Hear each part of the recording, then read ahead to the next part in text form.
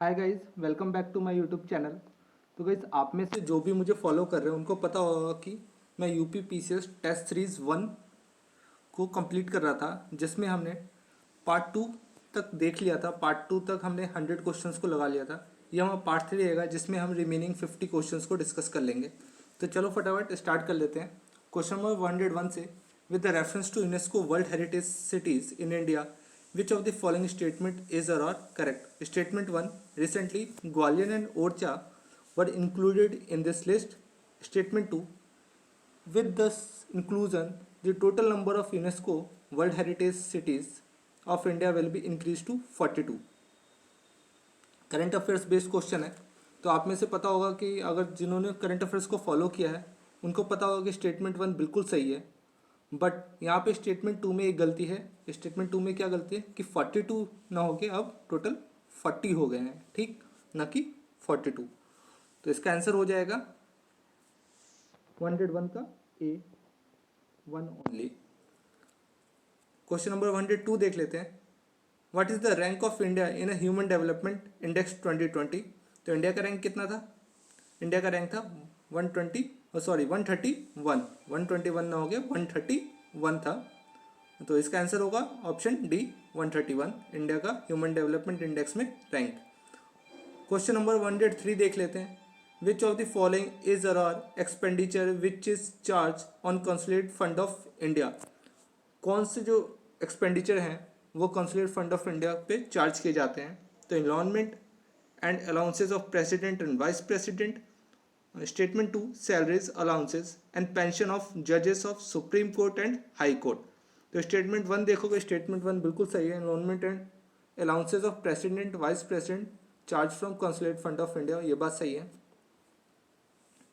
But अगर आप बात करो कि सैलरीज ऑफ हाई कोर्ट, तो salaries of high court are not charge from the consulate fund of India. तो यहाँ पे ये स्टेटमेंट 2 गलत हो जाएगा।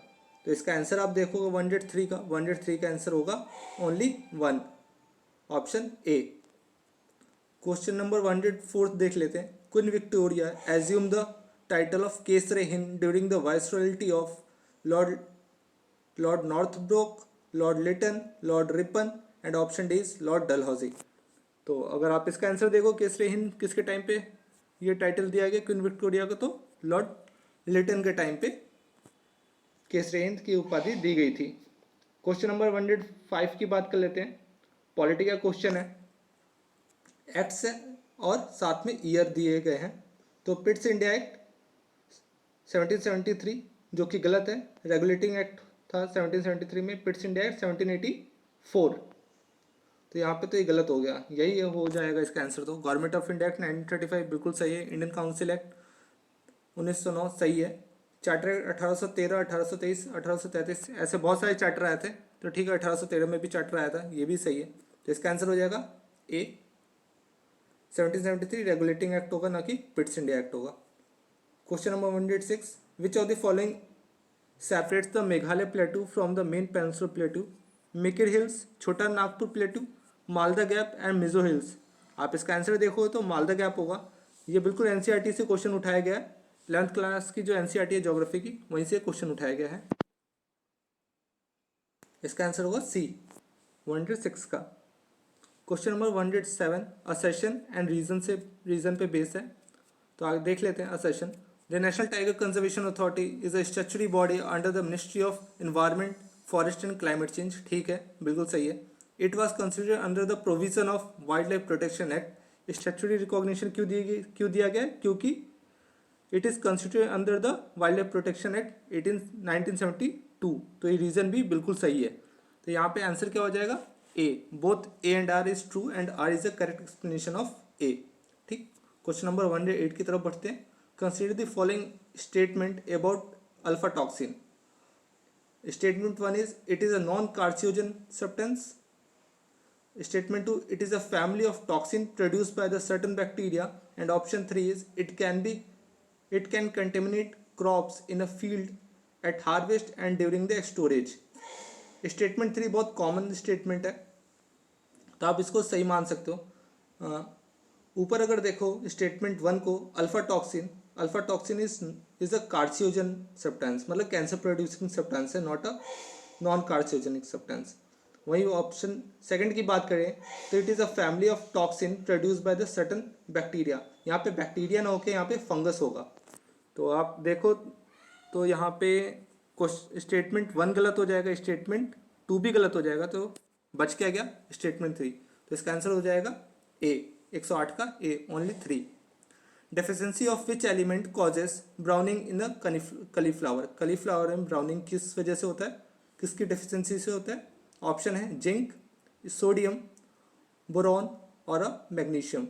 इसका आंसर होगा बोरॉन। क्वेश्चन नंबर 110 देख लेते हैं। Who coin the term gross national happiness. ये जो हैप्पीनेस का जो कॉन्सेप्ट आया था ये कहाँ से उठ के आया? ये भूटान से उठ के आया। इवन भूटान के बाद अगर आप देखो तो एमपी में जो एक हमारा स्टेट है वहाँ पे एक हैप्पीनेस डिपार्टमेंट बना दिया गया है। सबसे पहला अगर कोई पूछे तो हैप्पीनेस डिपार्टमेंट कहाँ पे खोला गया, तो एमपी में खोला गया है, आपको याद रखना है। इसका आंसर देख लेते हैं किसने कॉइन किया था ग्रॉस नेशनल हैप्पीनेस। इवन की इंडेक्स भी जारी होता है एक हैप्पीनेस इंडेक्स, देख लेते हो यूएनडीपी। यूएनडीपी ने इस टर्म को कॉइन किया। उसके बाद World Bank, option C Jigme Singye Wangchuck and option D is Amartya Sen. आप आंसर देखोगे 110 का तो जिमी सिंगवे वांगचुक होगा जिन्होंने ग्रॉस नेशनल हैप्पीनेस के टर्म को कॉइन किया। आगे देखते हैं, ये भूटान के राजा थे। Question number 111। India observe good governance day on 24 अप्रैल, 14 जुलाई, 31 अक्टूबर और 25 दिसंबर। 25 दिसंबर को मनाते थे गुड गवर्नेंस डे। तो आप इसका आंसर देखोगे तो इसका आंसर होगा 25 दिसंबर, क्योंकि इस दिन अटल बिहारी वाजपेयी जी का जयंती होता है। तो अटल बिहारी वाजपेयी जी के जयंती को हम as a good governance day के रूप में मनाते हैं। क्वेश्चन नंबर 112 देख लेते हैं। The fundamental duties are incorporated in a constitutional through the 42nd constitutional amendment act 1976। ठीक है। The fundamental duties are not enforceable by law as such. Statement 2 में थोड़ा दिक्कत है। Statement 3, they are confined to the citizens only, do not extended to the foreigners. ठीक है, foreigners को क्यों कोई ड्यूटी थोपेंगे हम। आप इसका आंसर देखो तो इसका आंसर हो जाएगा बी, 1 एंड 3। स्टेटमेंट 2 गलत है, वहाँ पे it's not enforceable by the law as such, ये गलत हो जाएगा। क्वेश्चन नंबर 113 देख लेते हैं।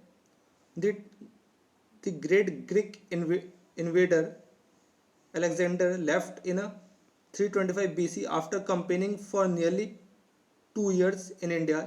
ही defeated by the king Porus. ठीक है, किंग पोरस और अलेक्जेंडर के बीच में लड़ाई होती है, कहाँ पे? झेलम नदी के किनारे होती है। ठीक है, ये दोनों स्टेटमेंट सही है, बट अब देखो कि जो रीज़न दिया गया वो रीज़न बिल्कुल ही सही नहीं है, वो जस्टिफाई नहीं कर रहा रीज़न। तो यहाँ पे आंसर आप देखोगे 113 का, तो 113 का आंसर हो जाएगा 113 का आंसर हो जाएगा C, A is true and R is false. नहीं यार, ये डिफीटेड बाय किंग पोरस तो थे। इसका आंसर होगा बी। इसका आंसर होगा 113 का आंसर होगा B, A and R is correct but R is not correct explanation of A. 113 का बी। 114 देख लेते हैं। Arrange the following Indian state in decreasing order with the reference of their coal reserve. तो आपने जो geography का जो घटना चक्र है आप उसके बेसिस पे मत रहना, बिकॉज ये जो डेटा होता है चेंज होता रहता है। तो इसके लिए आप सबसे रिलायबल सोर्स यही है कि जो मिनरल्स डेटा का जो बुक आता है एक, या फिर रिपोर्ट आती है गवर्नमेंट ऑफ इंडिया की, आप उसको देख सकते हो। आप इसका आंसर अभी देखें तो हम झारखंड, उड़ीसा और छत्तीसगढ़ को मार्क करेंगे, जो कि है ऑप्शन ए। आगे देख लेते हैं 115 question number. Turkey is located between the following water bodies. Turkey किसके बीच में सिचुएटेड है? तो Mediterranean Sea and the Black Sea. Easy question है 115 का C. Question number 116। The cyber security project known as DJFA belongs to which of the country? China, US, South Korea and option D is Iran. इसका answer होगा Iran, 116 का Iran. आगे देखते हैं, according to IUCN a species considered to be extinct if it is not been seen in a natural habitat for how many years. Option A 25 years, option B 40 years, option C 50 years या option D none of these. अगर बात करें पहले तो IUCN के हिसाब से अगर कोई भी स्पीसीज 50 साल तक अगर नेचुरल हैबिटेट में नहीं दिख रहा है तो उसे एक्सटिंक्ट मान लिया जाता है, बट इस डेफिनेशन को अब चेंज कर दिया गया है। तो इसके अकॉर्डिंग अगर देखो ऑप्शन के अकॉर्डिंग तो इसका आंसर होगा नन ऑफ दीज। पहले 50 ईयर्स हुआ करता था। अब 2018 देख लेते हैं, सॉरी 118 देख लेते हैं। Question number, who was awarded first Nobel prize in a physics. सबसे पहला नोबेल प्राइज किसको दिया गया था फिजिक्स में? विलियम रॉन्गटन को, ऑप्शन बी CV रमन को, ऑप्शन सी JJ थॉमसन को and option D is Niels Bohr. आप इसका आंसर देखोगे तो विलियम्स रॉन्गटन, जो कि जिन्होंने एक्सरे का आविष्कार किया था, उन्हीं को सबसे पहले नोबेल प्राइज मिला था फिजिक्स में। इसका आंसर हो जाएगा A. Question number 119, which of the following is not one of the indicator of multi dimensional poverty index. कौन सा इंडिकेटर नहीं होगा मल्टी डायमेंशनल पॉवर्टी इंडेक्स में? तो child mortality, school attendance, option C sanitation and option D is internet connection. आप में से किसी को पता भी नहीं होगा तो ईजिली आप मार्क्स कर सकते हो इंटरनेट कनेक्शन, बिकॉज पॉवर्टी को मेजर करने के लिए इंटरनेट कनेक्शन की जरूरत नहीं है। आप पॉवर्टी को ऐसे डिफाइन नहीं कर सकते जिसके घर में इंटरनेट नहीं हो तो वो पॉवर्टी लाइन में आ रहा है, पॉवर्टी है उसके घर में, नहीं। क्वेश्चन नंबर 120 को मैच देख लेते हैं, मैच ऑफ द फॉलोइंग। ये जो कमेटी है वो सारी पॉवर्टी से रिलेटेड ही है, जिन्होंने पॉवर्टी लाइन को डिफाइन किया था। आप देख लेना एक बार। मोटा मोटी अगर मैं बताऊं तो रंगराजन कमेटी जो थी वो 2012 की कमेटी थी। तेंदुलकर कमेटी 2005 की थी। अलग कमेटी 1979 की थी। तो आप एक बार देख लेना 120 का। रुको मैं मैच ही कर देता हूँ रंगराजन कमेटी में। इसका आंसर हो जाएगा 120 का B. Question number 121, in which of the following Arab gulf countries the first coal based power plant is being developed? Kuwait, option B UAE, option C Oman and option D is Saudi Arabia. Current affair based question again. तो इसका answer होगा UAE। UAE में first coal based power plant develop हो रहा है। आगे देख लेते हैं question number 122, free and compulsory education to all the children from 6 to 14 years of age was made fundamental right by the which of the following constitutional amendment? 82nd amendment, 83rd amendment, 84th amendment and option D is 86th amendment। तो 86th amendment में right to education, इसके under 6 to 14 years तक को के बच्चों को free and compulsory education देने की बात की गई थी। इंपॉर्टेंट क्वेश्चन है 122। 123 की बात कर लेते हैं फिर से, session and reasoning. A federal arrangement in India is aimed of reconciling freedom with a unity and diversity of political culture identities with effective collective action। Reason दिया जा रहा है India opted for pluralistic model of nation building. ठीक, और आप बात करें 123 का तो 123 का हो जाएगा option A. Both A and R is true and R is a correct explanation of A. आगे देख लेते हैं 124 क्वेश्चन नंबर। ये जो भक्ति मूवमेंट था उससे रिलेटेड जितने भी सेंट और जो प्रोफेशन है उनका उसको मैच करवाना है। तो आप देखो तो कबीर दास जी तो हमारे जुलाए थे, वेवर थे और जुलाए थे, ठीक है। रविदास जी मोची थे, पॉपुलर थे। तो आप इसको मैच करोगे तो इसका आंसर हो जाएगा बी, 124 का बी।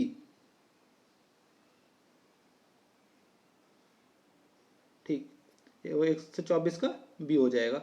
आगे देख लेते हैं 125। अब फिर से असर्शन और reason. In general latitude is deciding factor for the amount of moisture in the atmosphere. बिल्कुल सही बात है। जैसे जैसे आप एक पोल से इक्वेटर की तरफ आओगे तो आपको पता चल जाएगा कि मॉइस्चर बढ़ रहा है, ठीक है। पोल्स की तरफ जाओगे तो वहाँ पे मॉइस्चर टोटली कम हो जाएगा। It is the temperature that provides the ability to keep the moisture in the form of water vapour, ठीक है। मॉइस्चर जो है वो वाटर वेपर के टर्म्स में रहेगा या फिर आइस के फॉर्म में होगा, वो किस पे डिपेंड करेगा, वो टेम्परेचर पे ही डिपेंड करेगा। बिल्कुल सही बात है। आप देखो इस पे, तो इसका आंसर हो जाएगा 125 का A. Both A and R is true and R is the correct explanation of A. आगे देख लेते हैं क्वेश्चन नंबर 126। कौन सा करेक्ट नहीं है ये पूछा है।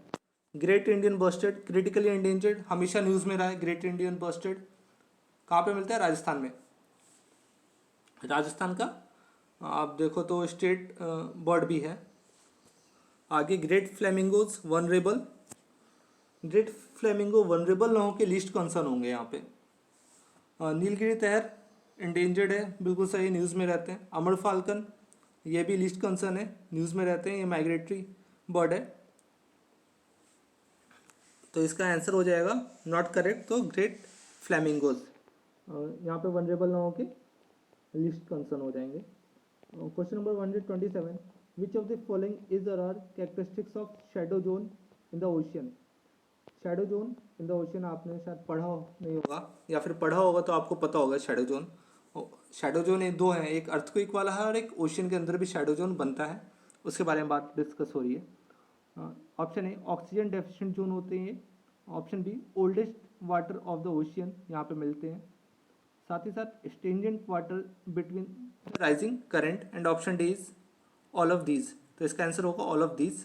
सारे स्टेटमेंट बिल्कुल सही हैं। ये शैडो जोन के जो भी हैं ये सारे कैरेक्टरिस्टिक्स हैं। आगे देख लेते हैं question number 128। The great great green wall initiative is, option A a plantation drive in a coastal region to check the soil erosion. Option B a program to eradicate polythene from the environment. Option C, a fight against stubble burning that causes rise in air pollution in Delhi. And option D is an Africa flagship program to combat the effect of climate change and desertification. Great Wall, great green wall जो initiative थी वो desertification के लिए था। जब UNCCD का जो हमारा समिट हुआ था दिल्ली में, उसी समय ये न्यूज़ में आया था, ग्रेट ग्रीन वॉल इनिशिएटिव। तो क्वेश्चन नंबर 128 का आंसर हो जाएगा D. Question number 129, while chopping onion one tends to cry due to the formation of hydrochloric acid. ये तो गलत है, आंखों में अगर हाइड्रोक्लोरिक एसिड का फॉर्मेशन हो गया तो दिक्कत हो जाएगी। ऑप्शन बी अमोनिया नहीं होगा, अमोनिया की बहुत ही अलग स्मेल रहती है, तो आंखों टीयर से ऐसा कोई स्मेल नहीं निकलता है। फिर फॉर्मिक एसिड जब चींटी या फिर कुछ ऐसा काट लेता है कोई इंसेक्ट तब निकलता है। और सल्फोनिक एसिड सुटेबल आंसर है। तो क्वेश्चन नंबर 129 का आंसर हो जाएगा डी। 30 की बात कर लेते हैं, 130 की। विच of the following criteria for census town has been define in census 2011। ये अच्छा क्वेश्चन था, पता नहीं था मुझे भी बिल्कुल। The minimum, option A minimum population of 5,000 census जो हुआ था 2011 का, वो बता रहा है कि टाउन को हम कौन से पैरामीटर होने चाहिए। टाउन को अगर आप किसी एरिया को टाउन कह रहे हो तो वो पैरामीटर्स क्या क्या होने चाहिए। तो कह रहा है कि मिनिमम पॉपुलेशन 5,000 का होना चाहिए, and at least 75% of male population engage in non agriculture activities. और 75% मेल नॉन एग्रीकल्चर एक्टिविटीज़ में होने चाहिए। वहीं स्टेटमेंट 3 कह रहे हैं कि पॉपुलेशन डेंसिटी ऑफ एटलीस्ट 1,000 पर स्क्वायर किलोमीटर। बहुत ज़्यादा हो जाएगा, 1,000 बहुत ज़्यादा हो जाता है पर स्क्वायर किलोमीटर पे, तो ये गलत हो जाएगा। यहाँ पे 400% पर स्क्वायर किलोमीटर होना चाहिए टाउन के लिए। तो इसका आंसर हो जाएगा 1 and 2, option A. Question number 131 देख लेते हैं। Who among the following decorated the hand written copy of constitution. Polity का क्वेश्चन है, लक्ष्मीकांत में लिखा हुआ है कि कैलीग्राफर कौन थे उस समय। तो 131 का आंसर हो जाएगा सीधा डी, नंदलाल बोस। ये फैक्चुअल क्वेश्चन है, इसमें कुछ बताने की जरूरत नहीं है। Question number 132, which among the following articles of the constitution speak about impeachment of president of India? ये बहुत ही इंपॉर्टेंट क्वेश्चन है। हर बार यूपी पीसीएस में आप देखोगे तो प्रेसिडेंट के इम्पीचमेंट से रिलेटेड पक्का क्वेश्चन आया। तो प्रोसेस पूछ लेते हैं या फिर आर्टिकल पूछा, और ये कई बार क्वेश्चन रिपीटेड क्वेश्चन है बिल्कुल। तो article 60, article 61, article 62 and article 63। Answer होगा article 61 related to impeachment of president. Arrange करना है गवर्नर जनरल्स को क्रोनोलॉजिकल ऑर्डर में। Warren Hasting, Lord Metcalfe, Lord Dalhousie, then Lord Canning. अगर आप बात करो सबसे पहले कौन आया था, तो वॉरेन हेस्टिंग। 1773 रेगुलेटिंग एक्ट याद होगा वॉरेन हेस्टिंग से। लॉर्ड कैनिंग 1857 के टाइम पे रिवॉल्ट जो हुआ था उससे याद कर लो आप। लॉर्ड डलहौजी 1848 से 56, रिवॉल्ट से पहले कौन थे, लॉर्ड डलहौजी थे। तो आप अगर देखोगे तो सबसे पहले ऑप्शन को ही देख लो, तो ऑप्शन से ही आपको पता चल जाएगा। इसका आंसर हो जाएगा ऑप्शन सी। पहले है वॉरेन हेस्टिंग, फिर उसका Lord Metcalfe liberator of Indian press, फिर Lord Dalhousie, then Lord Canning. आगे देख लेते हैं question number 134। The first successful modern cotton textile mill of India was established at. ये क्वेश्चन भी एनसीईआरटी की ज्योग्राफी से उठाया गया है। क्वेश्चन नंबर क्लास 12th की एनसीईआरटी जो है ज्योग्राफी की, उससे उठाया गया है। तो अगर मैं बात करूँ तो सबसे पहले जो मिल खुला था कॉटन मिल, वो खुला था कोलकाता में। बट यहाँ पे पूछेंगे सक्सेसफुल पूछ रहे हैं, सक्सेसफुल वो चल नहीं पाया था। कोलकाता वाला खुला तो जरूर था, 1818 में कोलकाता में कॉटन मिल खुला, बट वो चल नहीं पाया। उसके बाद मुंबई में कॉटन मिल खोला गया था जो कि फंक्शनल है। ठीक, आगे देख लेते हैं 135 question number. Consider the following statement about the United nation strategic plan for forest 2017 से 2030। बहुत अच्छा क्वेश्चन था, मतलब कि लेवल का था, बहुत अच्छे लेवल का क्वेश्चन था। करंट अफेयर्स से रिलेटेड ही है, बट अच्छा क्वेश्चन था ये। It features to set the 6 global forest goal and 26 associated targets to be reached by 2030. Its target to increase the forest area by 3% worldwide by 2030. आप में से किसी को अगर ये क्वेश्चन आप इजीली अटेम्प्ट कर पा रहे हो तो पक्का कमेंट में बताना कि कितना इजी लगा आपको ये क्वेश्चन। इसका आंसर देखोगे आप तो इसका आंसर होगा बोथ 1 and 2। क्वेश्चन नंबर 135 का। Question number 136, given below two statement, one is labelled as assertion and another is reason. फिर से आ गया assertion and reason. Due to eutrophication some algae and aquatic plants thrive in a surface of lake. Reason दे रहा है eutrophication causes oxygen depletion of water। देखो दोनों बातें सही हैं, ये दोनों बातें तो सही बोल रहा है, लेकिन जो रीज़न है वो बिल्कुल सही नहीं है। मतलब कि दोनों सही हैं, स्टेटमेंट दोनों सही हैं, लेकिन जो एक्सप्लेन नहीं कर पा रहे वो चीज़ सेशन को। यूट्रिफिकेशन किसकी वजह से होता है, जब इनरिचमेंट हो जाती है किसकी, न्यूट्रिएंट्स की। अगर वाटर में, वाटर बॉडी में अगर न्यूट्रिएंट्स अगर ज़्यादा हो जाएंगे तो वहाँ पे क्या होगा, ईजली जो प्लांट्स हैं उनका ग्रोथ होने लग जाएगा बहुत ज़्यादा मात्रा में। और जैसे ही प्लांट्स का ग्रोथ होगा तो क्या होगा कि जो ऑक्सीजन की कमी हो जाएगी, और ऑक्सीजन की कमी से जो एक्वेटिक लाइफ है वो डिस्टर्ब हो जाएगा टोटली। ठीक, तो आप ये देख लो, इसका आंसर हो जाएगा B.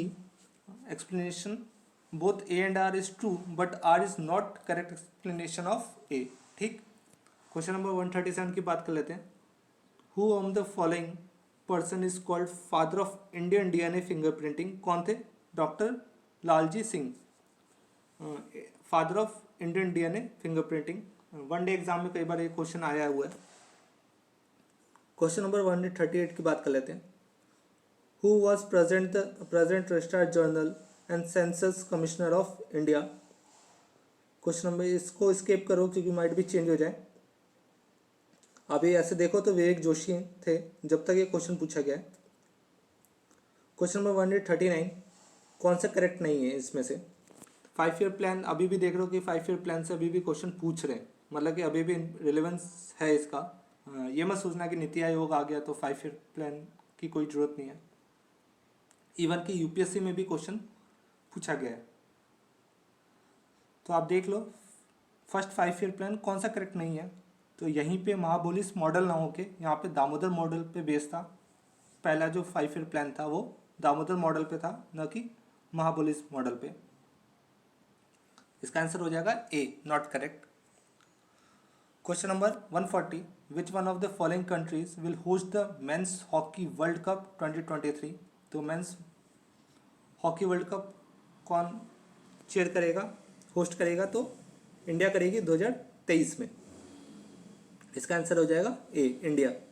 Question number 141, what is the minimum number of members required in a constitution bench to hear the matter which pertain to the interpretation of constitution।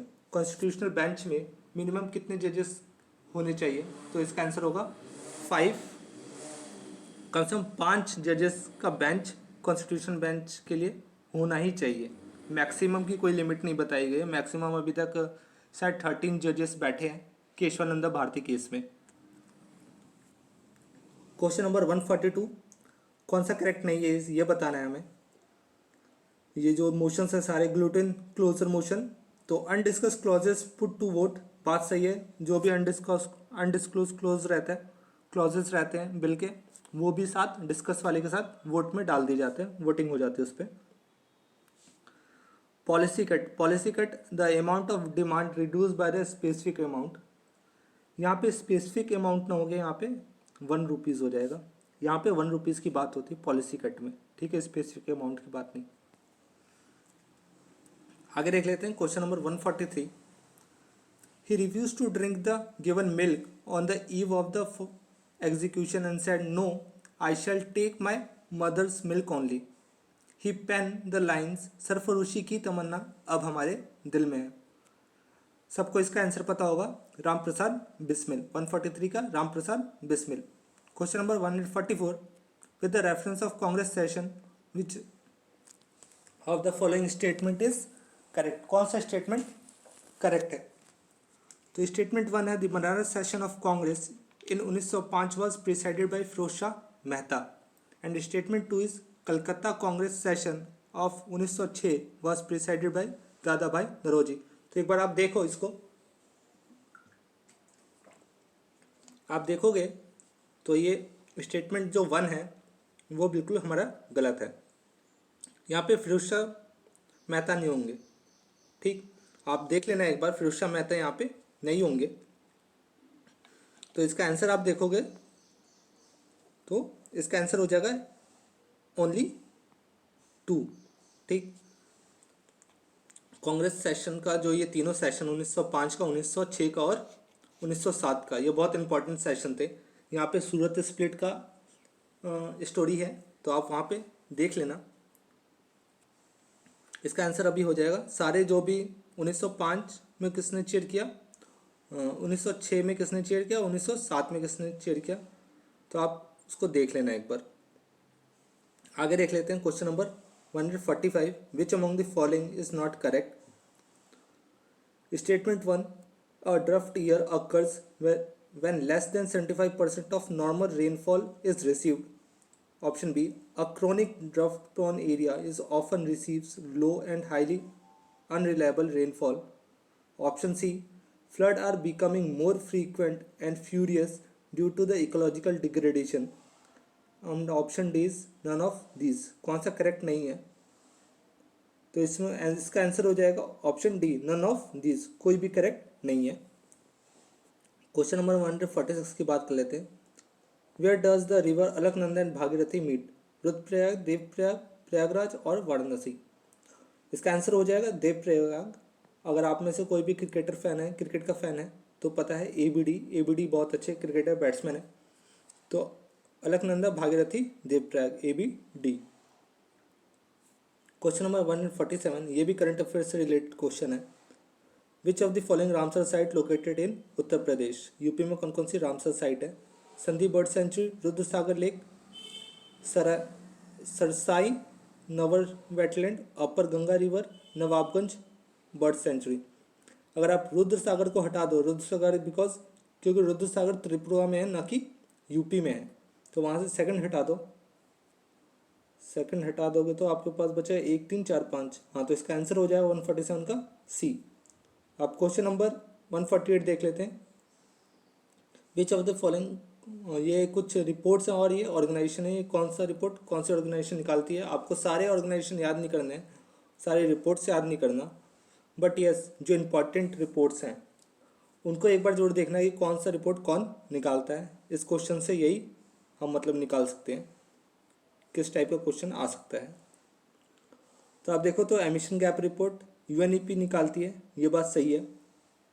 Living planet report world economic forum, living planet report world economic forum क्यों निकालेगा? आप सोचो ना, economic forum living planet report निकालेगा? नहीं। Global environment outlook IPCC नहीं निकालेगा। World climate report इसका आंसर होगा ए यूएनईपी।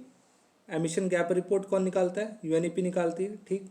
यहीं पे ग्लोबल इन्वायरमेंट आउटलुक ये भी यूएनईपी निकालती है। आगे देख लो question number 149। Nucleus is known as the power house of the cell. Reason क्या दिया जा रहा है? The energy currency of the cell is produced in the form of ATP. ये बात तो सही है, बट असेशन देखो आप, न्यूक्लियस ये तो बचपन से आप पढ़ते आ रहे हो, nucleus is known as power house of the cell, ये बात सही है? गलत है बिल्कुल। Is call power house of the cell, power house of the cell is mitochondria not nucleus. इसका आंसर क्या हो जाएगा 149 का? आप देखो A is false but R is true, ठीक। क्वेश्चन नंबर 150 की बात कर लेते हैं। Which of the following is a leavening agent? इनमें से कौन सा लेवनिंग एजेंट है? तो लेवनिंग एजेंट मैं बता देता हूँ कौन से क्या होता है। लेवनिंग एजेंट वो होते हैं जब भी ऐसा कोई एजेंट जब किसी प्रोडक्ट में, फूड प्रोडक्ट में मिलाते हैं तो उससे गैस बनती है, और गैस की वजह से फूड चेंजेस में थोड़ा फूड जो आर्टिकल होता है उसमें कुछ चेंजेस आते हैं उस गैस की वजह से। तो इसका ऑप्शन देख लो, washing soda, baking soda, detergent and common salt. Washing soda तो कभी आप फूड प्रोडक्ट में मिलाओगे नहीं, डिटर्जेंट मिलाओगे नहीं, कॉमन सॉल्ट मिला सकते हो बट उससे फूड के टेस्ट में चेंज होगा, बट ऐसे कुछ फिजिकल उसका कुछ चेंजेस नहीं होंगे उसके अंदर। तो इसका आंसर हो जाएगा बेकिंग सोडा। तो गाइस ये हमारा टेस्ट 1 कंप्लीट हो गया, जिसमें हमने अब पूरे 150 क्वेश्चन टेस्ट 1 के लगा लिए हैं। नेक्स्ट वीडियो में मैं अनदर टेस्ट सीरीज़ को लेके आऊँगा, अनदर टेस्ट को लेके आऊँगा, टेस्ट 2। तो गाइस अभी के लिए थैंक्स ऑल।